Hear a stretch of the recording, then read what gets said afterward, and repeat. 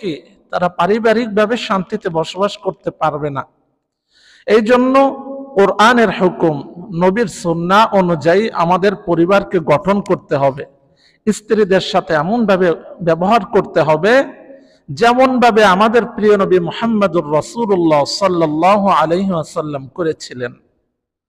আবার হযরত আয়েশা রাদিয়াল্লাহু তাআলা আনহা এবং উম্মাহাতুল মুমিনিন যত স্ত্রীগণ ছিলেন আল্লাহর নবীর, তারা যেইভাবে নবীকে ভালোবেসেছেন, স্বামীকে যেভাবে শ্রদ্ধা করেছেন, আমাদের নারীরাও যদি আমাদের পুরুষদেরকে এইভাবে শ্রদ্ধা ভালোবাসে, তাহলে দেখা যাবে দুইজনের পক্ষ থেকে যখন নাকি সঠিকভাবে দায়িত্বগুলো সঠিকভাবে আদায় করা হবে, তখন সংসারে পরিবারে শান্তি আসবে।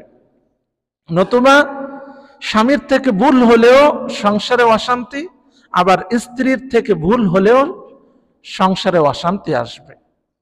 কমপক্ষে আমরা এটা শিওর করার চেষ্টা করব যেন আমার থেকে যেন কোনো ভুল না হয়, আমি নিজেকে সংশোধন করার চেষ্টা করব। এখন বিষয় হচ্ছে, সব ভুল সবাই ধরতে পারে না, বা এমন অনেক বিষয় আছে যেই বিষয়গুলোকে স্বামী ছোট মনে করে, কিন্তু স্বামীর ভুল সে মনে করতেছে এটা তো ছোটখাটো বিষয়, কিন্তু স্ত্রী এটাকে বড় করে দেখে, বা স্ত্রী এটার কারণে অনেক কষ্ট পায়, কিন্তু স্বামী এটাকে দোষণীয় মনে করে না, যেই কারণে সংসারে একটা অশান্তি বেঁধেই থাকে। এই জন্য আমাদের যে ভুলগুলো আছে, কোরআন এবং হাদিস থেকে একজন স্বামীর যে ভুলগুলো হতে পারে, সেই ভুলগুলো আমাদের সংশোধন করে নেওয়া প্রয়োজন। যখন নাকি আমরা সংশোধন করতে পারবো, তখন দেখা যাবে আমাদের সংসারে শান্তি আসবে।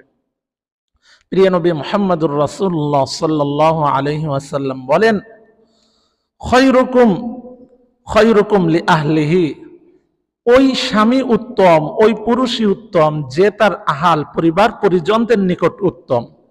অর্থাৎ আপনি ভালো মানুষ কিনা সার্টিফিকেট কে দেবে? আপনার স্ত্রী দেবে।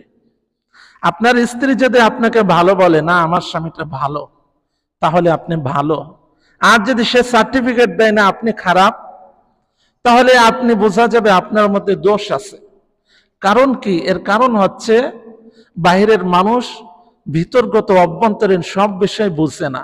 আপনার সাথে আমার সামান্য সময়ে দেখা হয়, আপনি ভালো কথা বলেন, এর দ্বারাই আপনাকে সার্টিফিকেট দেয়া যায় না যে আপনি ব্যক্তিগত জীবনেও যে ভালো।